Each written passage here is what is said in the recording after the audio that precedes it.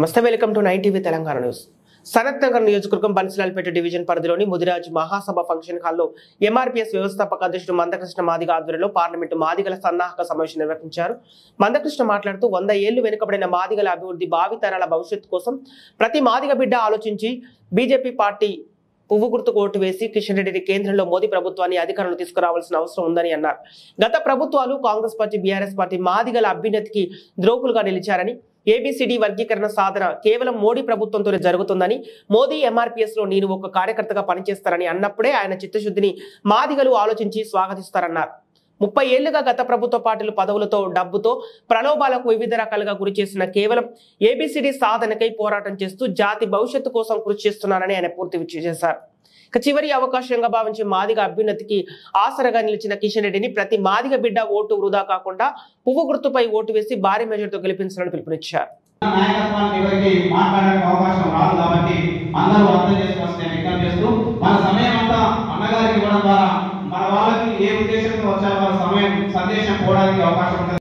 గౌరవనీయులు మందకృష్ణ గారి ప్రసంగాన్ని వినడానికి, ఈ ఉద్యమంలో భాగస్వాములు కావడానికి వివిధ నిధుల నుండి తరలి వచ్చినటువంటి మాదిగ యువతి యువకులకు, అలాగే కార్యక్రమంలో పాల్గొన్న ప్రెస్ వాళ్లకు, సహకరిస్తున్న పోలీస్ మీడియాకు, ప్రతి ఒక్కరికి మాదిగ రిజర్వేషన్ పోరాట సమితి తెలంగాణ రాష్ట్ర కమిటీ పక్షాన కేంద్ర మంత్రి నుంచి కిషన్ రెడ్డి గారు.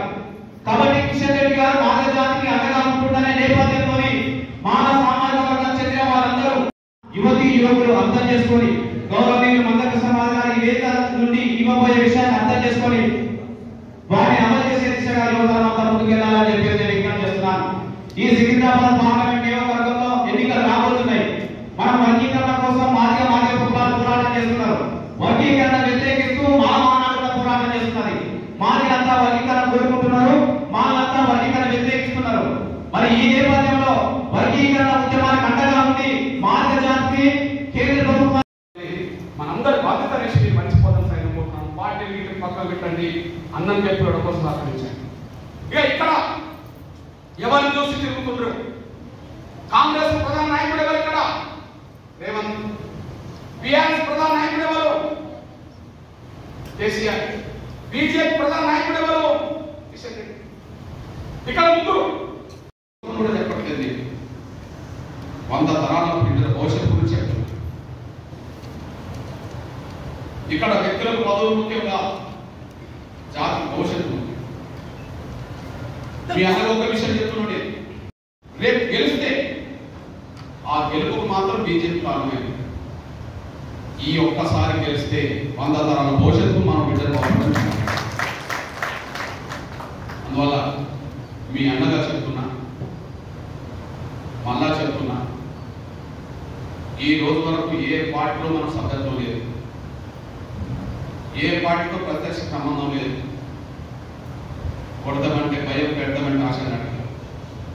ఎవరు మేలు చేస్తామంటే వాళ్ళకు మనం అడగను, ఎవరి వల్ల నష్టపోతే వాళ్ళని ఎదుర్కొంటాం, ఎవరి వల్ల మేలు జరుగుతుంది అనుకుంటే వాళ్ళకు అండగా నిలబడతాం, ఎవరి వల్ల మనం నష్టం జరుగుతుందంటే వాళ్ళని ఎదుర్కొన్నాం. ఈ పరిస్థితిలో మీ అన్నగా చెప్తున్న విషయం ఏంటంటే, రేపు జరుగుతున్న నష్టాన్ని భర్తీ చేసి జాతికి మేలు చేయడం కోసం జరుగుతున్న పోరాటం మనం 30 ఏళ్ళుగా జరుగుతున్న పోరాటం, కానీ 100 ఏళ్ళుగా జరుగుతున్న నష్టం. 30 ఏళ్ళుగా జరుగుతున్న ఈ పోరాటంలో కనుక ఇప్పుడు గెలిస్తే, ఈ పోరాటంలో కనుక మనం గెలిస్తే,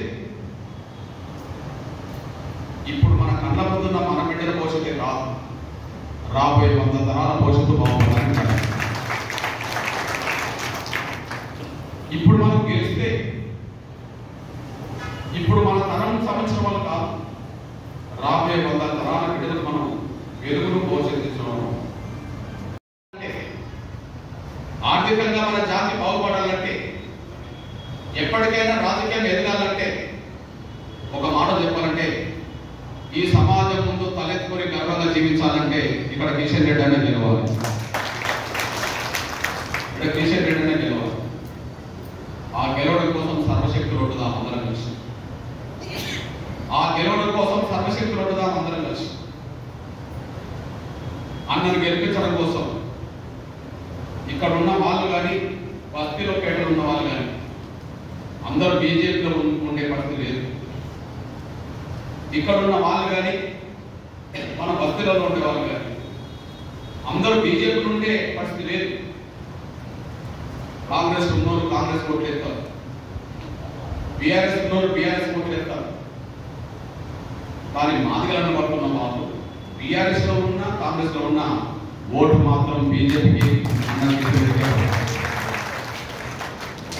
సికింద్రాబాద్ నియోజకవర్గంలో తెలంగాణలో ఈ మూడు పార్టీలో ఎవరికి ఓటేస్తే జాతి గెలుస్తుంది, ఎవరికి ఓటేస్తే జాతి ఓడిపోతుంది, ఎవరికి ఓటేస్తే జాతి నష్టపోతుంది. ఈ విషయాన్ని పరిగణనలో తీసుకుని నేను మాట్లాడతాను. నేను మీ అన్న, నేను మీ బిడ్డ. ఈ రోజు వరకు ప్రత్యక్షంగా ఏ రాజకీయ పార్టీతో మనకు సంబంధం లేదు, ఏ రాజకీయ పార్టీలో మనకు సభ్యత్వం లేదు. ఈ రోజు వరకు ప్రత్యక్షంగా ఏ రాజకీయ పార్టీతో సంబంధం లేవు, ఏ రాజకీయ పార్టీలో ప్రత్యక్షంగా మనకు సభ్యత్వం లేదు. 30 ఏళ్ళుగా జాతిని గెలిపించుకోవడం కోసం జరుగుతుంది. 30 ఏళ్ళుగా జాతిని గెలిపించుకోవడం కోసం జరుగుతున్నాం.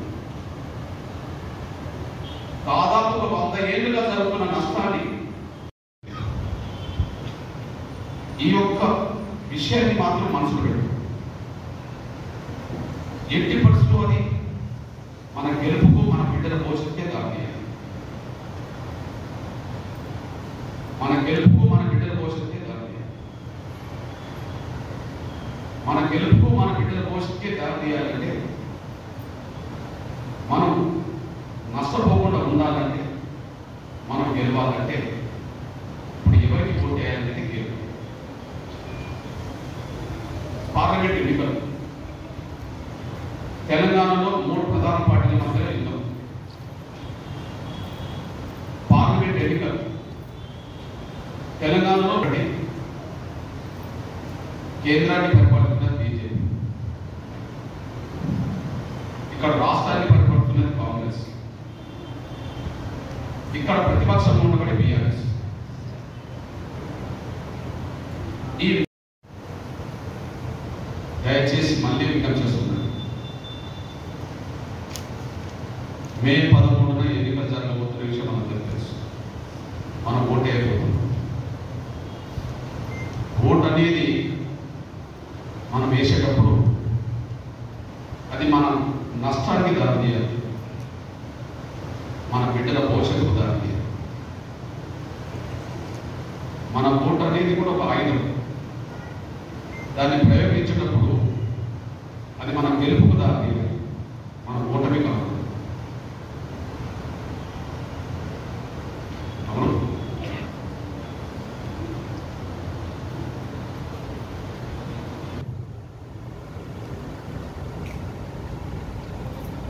మన ఓటు మన జాతికి మేలు చేసే విధంగా ఉండాలి, కానీ మన ఓటు మన జాతికి నష్టం చేసే విధంగా రావాలి. ఇప్పుడు ఎవరికి ఓటేస్తే గెలుపుతాం జాతి, ఎవరికి ఓటేస్తే ఓడిపోతాం, ఎవరికి ఓటేస్తే మనకు మేలు. సాక్ష్యాల పరంగా చూస్తే గత 10 ఏళ్ళు నష్టపోయింది బీఆర్ఎస్ వల్లనే. బీజేపీ వల్ల నష్టపోయినామనడానికి ఇక్కడ ఆధారం. మరి కాంగ్రెస్ వల్ల నష్టపోయినామని ఆధారాలు ఎట్లున్నాయి, బీఆర్ఎస్ వల్ల నష్టపోయిన ఆధారాలు ఎట్లున్నాయి, బీజేపీ వల్ల నష్టపోలేదని ఎట్లా అంటున్నారు? ఒకసారి సాక్ష్యాలు చూస్తే కాంగ్రెస్ ఈ రాష్ట్రాన్ని పరిపాలించింది, ఇప్పుడు పరిపాలించలేదు. బీఆర్ఎస్ ఈ రాష్ట్రాన్ని పరిపాలించింది 10 ఏళ్ళు, కానీ బీజేపీ పరిపాలించలేదు. వాళ్ళ పాలనలోనే మనకు నష్టం జరిగింది, వీళ్ళు పాలించలేదు. కాంగ్రెస్ వల్ల నష్టపోయిన వాళ్ళు పాలించినప్పుడు నష్టపోయింది, ఇప్పుడు నష్టపోతుంది సాక్షాత్. బీఆర్ఎస్ వల్ల నష్టపోయిన వాళ్ళు పాలించినప్పుడు సాక్షాత్. కానీ బీజేపీ వల్ల నష్టపోయిన రికార్డు లేదు. కానీ రేపు గెలిస్తే బీజేపీ అండదండలతో గెలవబోతున్నామనే విషయం ఆధారం. ఈ విషయాన్ని మీరు పరిగణలో తీసుకుంటారని ఆశిస్తున్నాను. ఉన్న ఆధారాల ప్రకారంగా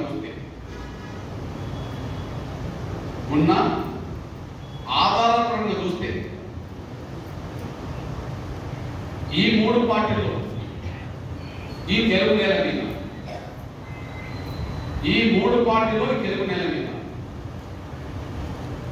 ఎవరి వల్ల నష్టపోయారు? 100 ఏళ్ళుగా మనకు నష్టం జరిగింది అనుకున్నాం, 100 ఏళ్ళుగా మనం నష్టపోయినాం అనుకున్నాం. మరి ఎవరి వల్ల నష్టం జరిగింది అన్నప్పుడు ఆధారాల పరంగా చూస్తే